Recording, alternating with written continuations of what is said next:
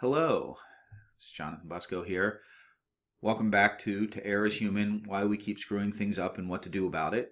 For those of you who are just watching the videos, we'll keep moving shortly. For those of you who are doing the homework, I hope you enjoyed Shankar Human Brain book, and I hope you've had a chance to listen to some of his podcasts. To the great benefit of Amazon, his podcasts often drive me to find a used copy of whatever book's being discussed and get my hands on that to read it. It's been a big driver in much of the reading that I've done, particularly around this topic of error. And also spend a lot of time browsing the internet reading about the topics being discussed. So I find those podcasts to be very intellectually stimulating. I really enjoy them, and they've framed a lot of the way I think about things as I dive deeper into the topics he covers. All right, so this session, part 4, is about being of two minds. Daniel Kahneman and Amos Tversky were psychologists who looked at the way that people made decisions, and it was what they called judgment under risk. When you have some risk of a gain or a loss, what is the judgment that goes into decision making? And this was a psychological perspective, but they realized that a lot of judgment under risk is the province of economics. And in traditional economics, classical economics, humans are considered rational. We are able to weigh costs, we're able to identify benefits, we're able to weigh them against each other, and essentially on every decision we make, calculate a return on our investment. We're able to see equal losses and equal gains as being essentially the same, and our choices would be made on the most subtle of differences, always in our favor.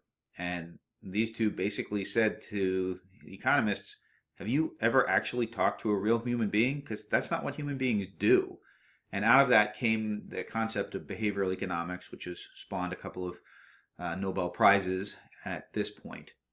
So in their thinking, they came up or identified two key processes that people use. The first is biases, and we've discussed those before. So these are not conscious, negative, pejorative biases, but these are the ways of framing decisions mentally that give us a perspective. And also heuristics, which are shortcuts or pathways that allow us to make leaps through our decision making rather than having to work through each decision linearly. And so Tversky died. Kahneman went on to look at how does this actually happen, a neurocognitive basis for these processes, and he came up with his concept of System 1 and System 2, or fast and slow thinking. Now these are not parts of your brain. These are different ways in which we process information. So as an example of this is the part where you get to yell back at your computer. A bat and a ball together cost $1.10. The bat costs $1 more than the ball. How much does the ball cost? Go ahead, yell out your answer. Did you yell out 10 cents? Most people do. So let's think about that. That was an answer you came up with very quickly, and it makes complete sense. Bat and ball are $1.10. Bat's $1 more than the ball is 10 cents. But if we actually do the math, the ball's 10 cents and the bat is $1 more, that means that the bat is $1.10 and the total would be $1.20. And I said that together they cost $1.10. So to slow down and think about this, we could set up a formula which tells us that a bat and a ball together are $1 plus 2x. We could then calculate x, which would be 5 cents. So in fact, for a bat and a ball together to cost $1.10 and the bat to be $1 more than the ball has to cost 5 cents. Now that's not the answer we all came up with quickly. What happened? We were using System 1 thinking, fast thinking. This is our automatic system. There was no sense of voluntary control or effort when you shouted out 10 cents. And it was very quick. You had that answer immediately. So it's really good at doing those things that we do routinely and automatically. Things that are fairly important to us. And this keeps us from getting bogged down in millions and millions of details every day. For experts, people who have honed through training and knowledge their responses, they can actually very quickly identify and clarify the problem at hand and then execute a skilled response. We would say that these are intuitions, but in fact these are trainings, and we train our mind to do this by building our biases and our heuristics. So if you think back to answering 10 cents, you did that quickly, but that wasn't a skilled response. Our intuition was that it was 10 cents. Our intuition was wrong, but that's because none of us are experts on the commodity pricing of bats and balls, nor, I suspect, are most of us experts on mental algebra. So we did not quickly leap to the right answer. One of the other things that System 1 does is it distinguishes the surprising from the normal.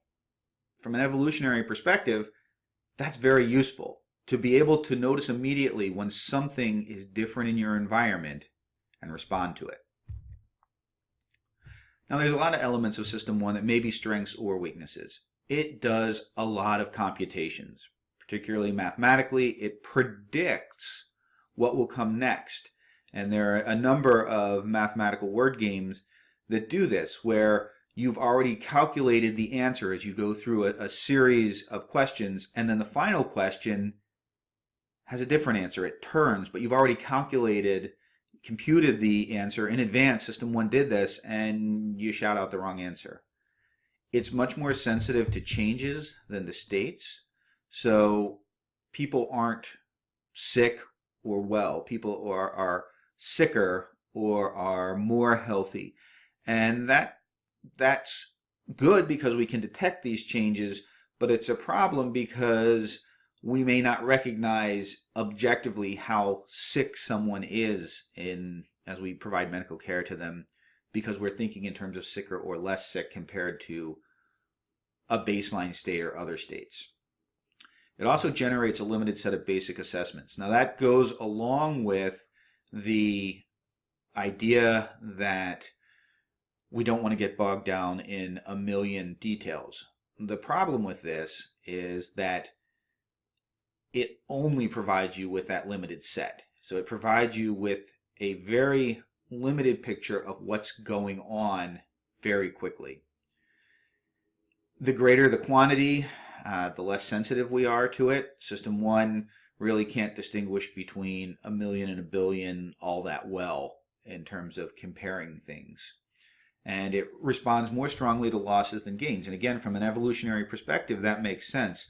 If you're living hand to mouth and the loss of a meal has a much greater consequence than having an extra apple, you are going to make those decisions that are going to keep you from losing rather than ones that will give you a little extra above what you need.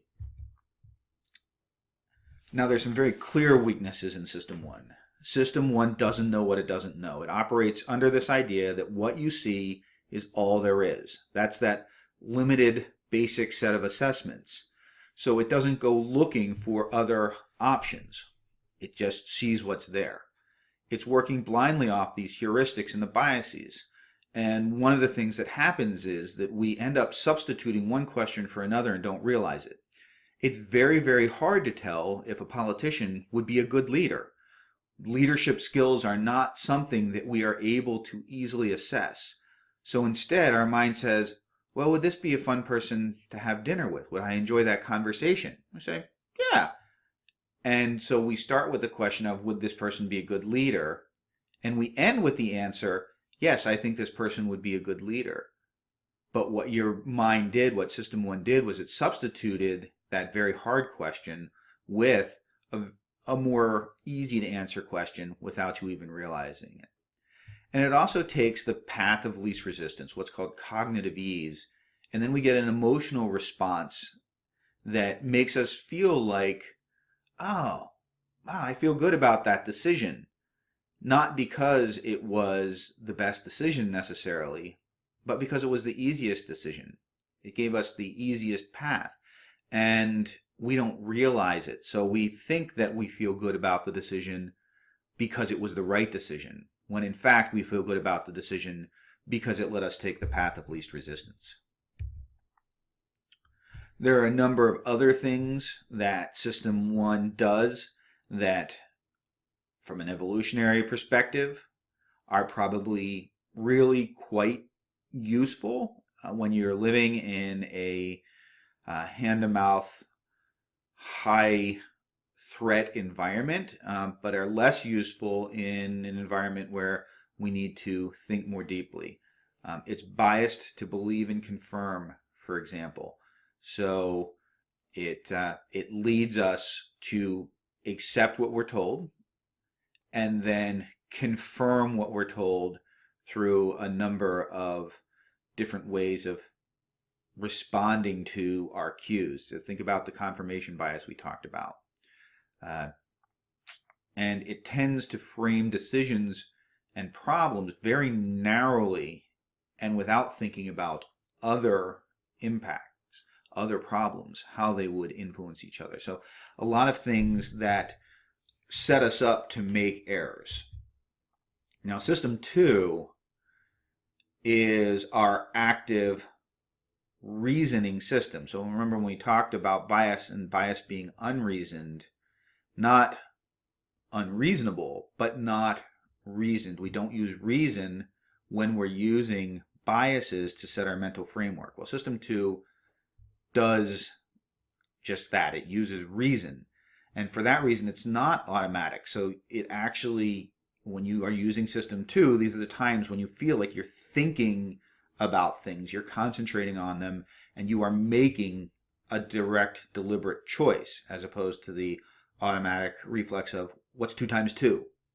Hopefully in your mind, you said 4, maybe even shouted it out. One of the other things it'll do is it can say, you know what, this is not a System 2 task. I'm gonna fire, just take care of it. And that's also useful, because when you don't need to use that much cognitive power, when you don't need to think through everything, you shouldn't. So it does all sorts of really useful things that let us survive in the modern world. So you can calculate 472 times 86. You can do this. It's not, I don't think anybody shouted out the answer to that. If you did, congratulations. You have become an expert in multiplication and have allowed your System 1 to hone that skill, but most of us haven't done that. But we can make that calculation. Interestingly enough, it maintains a faster walking speed than we would usually walk. We have a set walking speed, and to not walk that speed, to walk faster, we have to think about it. How's that relevant in medicine? Well, if you've ever watched somebody doing CPR, you'll see that they have an intrinsic rate.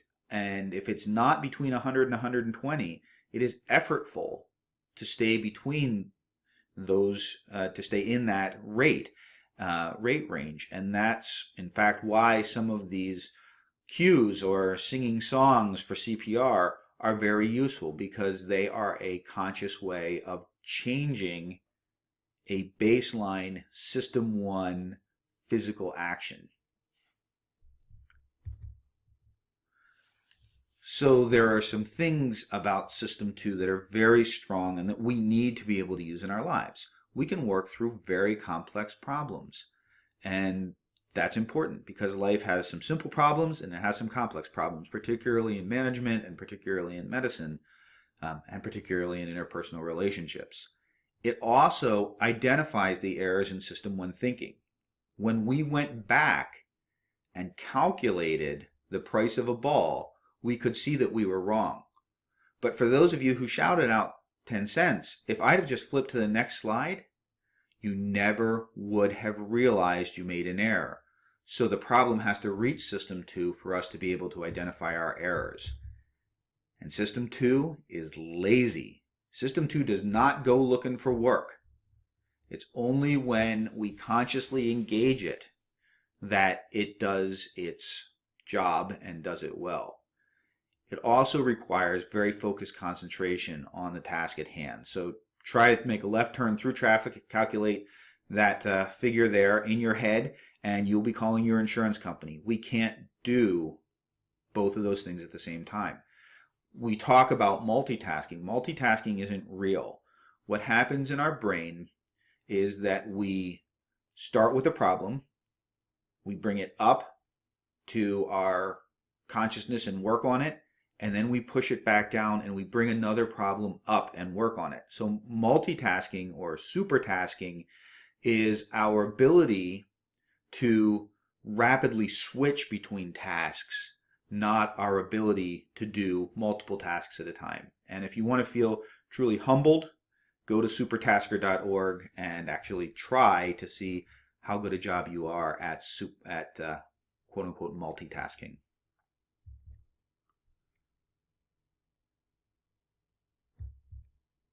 Okay, so we're going to link to a YouTube video here. I want you to watch this video. And this is where you get to be active. So I want you to all do compression-only CPR. And if you've never done compression-only CPR, basically you need to go up and down in chest compressions with your arms out straight and your palms flat on top of each other, and do air compressions. Don't do this to somebody, but do air compressions. And I want you to focus on doing 100 to 120 compressions a minute, and I'm going to coax you on that. Also, I want you to count the number of times the kids in the white t-shirt pass the basketball to the kids and other kids in the white t-shirts. The kids in the black t-shirts, totally irrelevant. I don't care how many times they pass the basketball. What I want you to do is to try to do those two tasks at the same time. I want you to try to count how many times the kids in the white shirts pass the basketball and do 100 to 120 compression per minute, compression only CPR. So here we go. All right, come on, come on. I see some of you not doing CPR. You need to do good CPR. I want you to focus on that. You need to be doing 100 to 120. So that's doot, doot, doot, doot, staying alive, staying alive. That's your pace. You got to keep going with it. Focus on doing that CPR. You have got to get the right depth. I didn't mention the depth. Hopefully those of you who do CPR know the depth. So you need to do basically a third of the depth of the chest. And don't focus on the kids in the black shirts, just the kids in the white t-shirts. All right, so we're done. So hopefully you did great CPR. I won't know for sure. And then hopefully you were able to achieve this task. So how many passes did the white shirt team make? Most of you will probably answer somewhere between 15 and 18. The ones of you who are really focused are going to say, do I count that half pass at the end or not? Actually, what I really want to know is which of the following unusual events occurred during that video. School bus pulled up and 10 cheerleaders dressed as skunks got out. The players exchanged their shirts. A gorilla walked on screen, beat his chest and walked off screen, or 3 of the basketballs were exchanged for beach balls. So did any of them happen? Because there's always a none of the above. Or do you think one of those happened? So here's what I want you to do. We're going to watch the video again and just watch. No CPR, no counting.